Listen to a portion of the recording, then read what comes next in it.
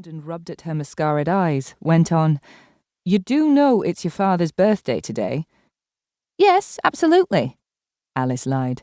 "That's why I'm here. You know, a surprise and all that. Where is the very Reverend Cecil? Not still in bed, is he?" "Have you ever known your father stay in bed in the morning? He thinks 7 a.m. is a lie-in." "No," Glenys went on, attacking the uncooked sausage rolls with a brush and beaten egg. "He's got a wedding this morning, but he'll be back for the party." "Right." Alice yawned and rubbed at her eyes once more. "Look, do you mind if I crash out for a couple of hours? I was at the airport just after midnight last night, hoping for a last-minute flight, and then I got talking to the bill bloke and, you know." Alice yawned again. "You look like you could do with a shower." Glenys looked pointedly at Alice's chipped nail varnish on the end of what were decidedly dirty feet. "More than likely," Alice agreed, "but I need a bit of a kip first. What time does this extravaganza kick off?" "People are coming about 6. "Early do, then. So how many have you got coming? I don't think I've ever known Dad to have a party before." "Well, he is 60. Glenys sighed volubly. "I had to persuade him to do this. You know what he's like, not the most sociable of men." "Mum, he hates everyone." "Oh, don't exaggerate." Glenys flapped a hand in Alice's direction. "He likes Margaret Gillespie." "Only because the simpering fool does anything he asks, and it wouldn't surprise me if it was anything." Glenys tutted. "Oi, stop that right now. She's in charge of the choir and the flower rota. And the scouts and WI. You know, Dad would have been a lot better off married to her. You'd have had time to get on with your painting then." Alice glanced across at her mother. "Have you done any recently?"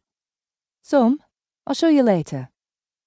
Glenys didn't look up, but, instead, pointed to the door leading to the long, tiled corridor and flight of stairs leading to the large, chilly bedrooms on the first floor. "Go on, get some sleep. I'll wake you for a shower and a bacon sandwich in an hour or so.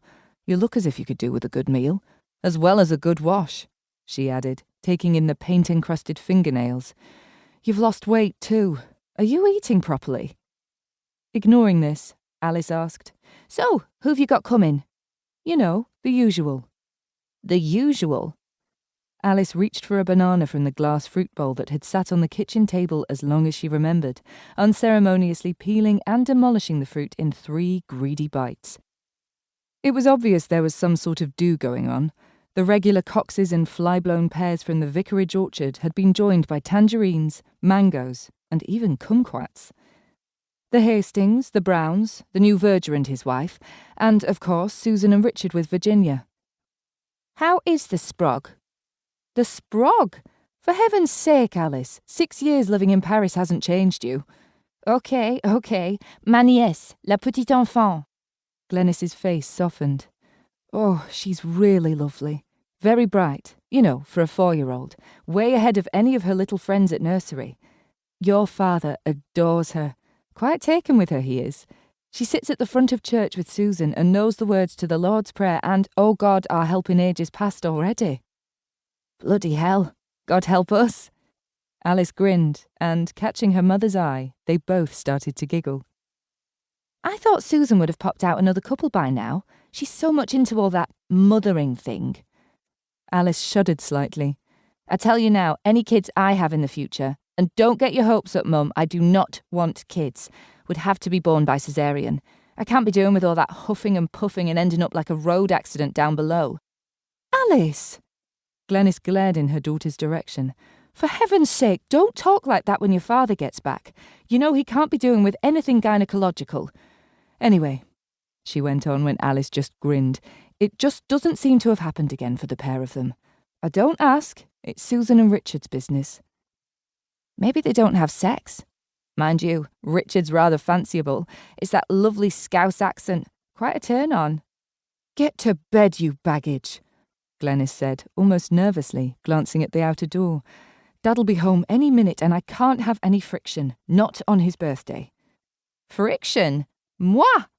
I'll be the dutiful daughter. Have you got a spare card and a box of Thorntons hanging about anywhere? And I'll toast him with a sausage roll and then leave you all to it once again." "Stay a few days, love." Glenys went to hug her daughter. "You're always welcome home. You know you are." Glenys relinquished her hold and bent to put the sausage rolls in the oven.